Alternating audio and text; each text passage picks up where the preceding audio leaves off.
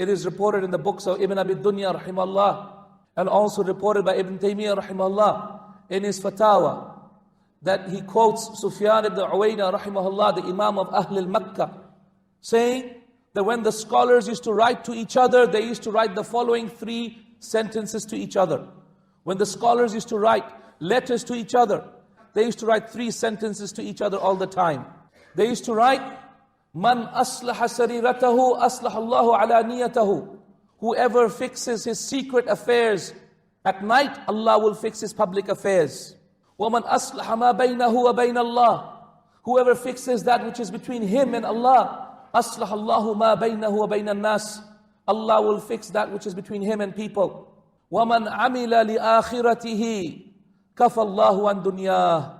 And the third thing that they used to say is, whoever works for his akhirah, Allah will be enough for his dunya. My brothers and sisters in Islam, we are surrounded by people who do not realize the value of these statements, who do not understand how beautiful this statement is. That to work for the akhirah is to liberate yourself. That to be a slave to Allah Azza wa Jal is liberation from slavery to everything else.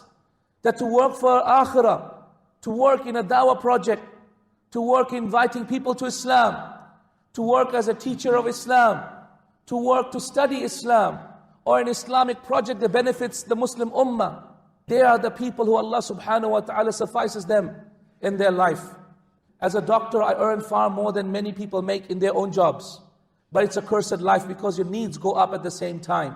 But rather work for the akhirah, even if less comes to you, your needs will be less and your contentment is far more.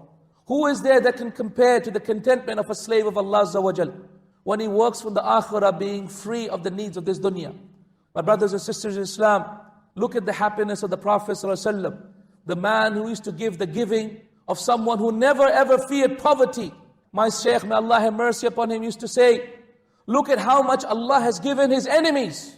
Look at how much Allah has given his enemies to fight his religion. Do you think, O Muslim, the one who is in the party of Allah, the helper of Allah, that Allah will withhold his money from you?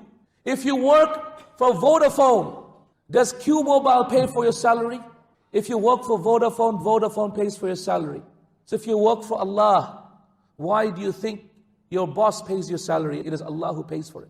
Your boss is merely a means and a tools. Our work today, our professions are merely tools, means for the wealth that Allah has already written for us to come to us. And wallahi, if we didn't have this job, had something else, even the same thing, the same risk that Allah has written would come to us, nothing could stop it.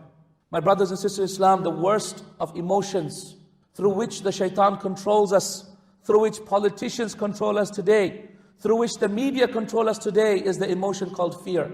The fear of everything else. That's something that shackles you to the ground. But it is the fear of Allah subhanahu wa ta'ala that liberates you. Fear of poverty, fear of being unable to pay the rent, fear of being unable to put food on the table. Fear of all of these things shackle you to the ground. Take you away from the true human being that you are. My brothers and sisters in Islam, liberate yourselves by not being afraid of anyone except Allah subhanahu wa ta'ala. Liberate yourselves by knowing that there is no one else who can free you from the shackles of running after this dunya except Allah subhanahu wa ta'ala. Be of those people like Ali radiallahu ta'ala anhu, who went on a mountain and he spoke out. It is reported in the seer of Ali, reported by Al-Dhahabi rahimahullah, that Ali radiallahu ta'ala anhu went up on a mountain and he said, O dunya, for whom have you presented yourself and beautified yourself today? Is it for me, Ali, that you are trying to seduce today? For indeed I have divorced you, and I say it again, I divorce you, I divorce you, I divorce you. There is no way for me to ever come back to you, O dunya.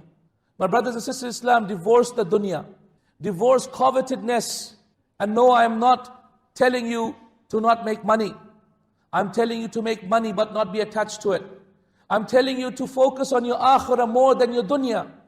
I'm telling you to find a work that will give you rizq through working for Allah Azza wa Jal than working for this dunya. There are many ways to make money, wallahi.